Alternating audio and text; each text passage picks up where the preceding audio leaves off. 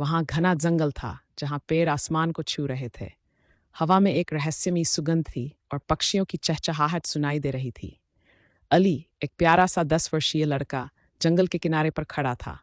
उसकी बड़ी भूरी आंखें, घुंघराले काले बाल और हल्के गुलाबी रंग की शर्ट उसे बहुत मासूम और आकर्षक बनाती थी। वह बहुत जिज्ञासु था।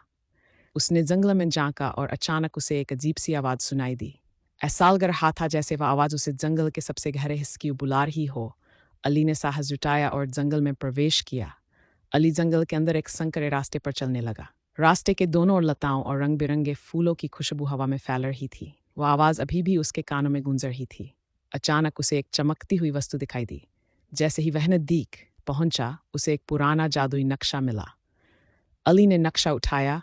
उसकी बड़ी भूरी आंखों में आश्चर्य और खुशी चमक रही थी। उसने नक्शे पर लिखे मार्ग का अनुसरण करने का निर्णय लिया। नक्शे के अनुसार अली एक गुफा के सामने पहुंचे। गुफा का मुख काई से ढका हुआ था और भीतर से हल्की सुनहरी रोशनी चमक रही थी। अली ने अपना दिल मजबूत किया और गुफा में प्रवेश किया। उसकी बड़ी भूरी आंखें अंधेरे में चमक रही थीं और उसकी हल्की गुलाबी शर्ट रोशनी में झिलमिला रही थी। अंदर का माहौल भयावह था, लेकिन वह रोशनी उसे आगे खींच रही थी। अचानक उसने एक बड़ा पत्थर देखा जिस पर अजीब चिन्ह खुदे हुए थे।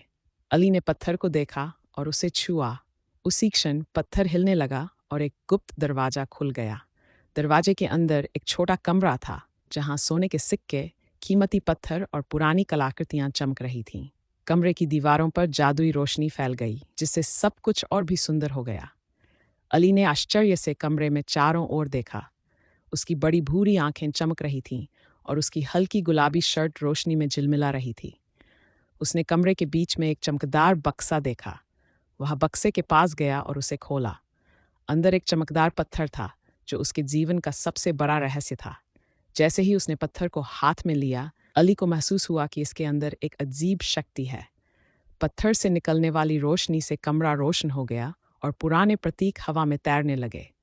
अचानक अली को एक आवाज़ सुनाई दी जो उससे कह रही थी, यह पत्थर जंगल की रक्षा करता है, इसे कभी भी गलत हाथों में मत पड़ने देना। अली ने पत्थर को कसकर पकड़ लिया और उसकी रक्षा करने का वचन दिया। जब अली गुफा से बाहर आया तो जंगल में सूरज डूब रहा था। पक्षी अपने घोंसलों में बैठे थे और जंगल के जानवर शांतिपूर्ण निगाहों से उसे देख रहे थे। अली ने जादुई पत्थर हाथ में लेकर घर वापस जाने का निर्णय लिया।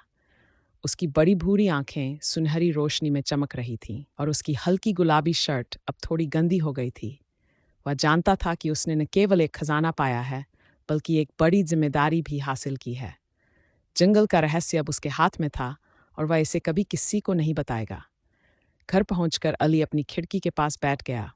उसने जादुई पत्थर को देखा, जो चांदनी में और भी अधिक चमक रहा था। उसकी बड़ी भूरी आंखों में आश्चर्य और खुशी थी और उसके घुंघराले काले बाल हल्के से उसके माथे पर गिर रहे थे।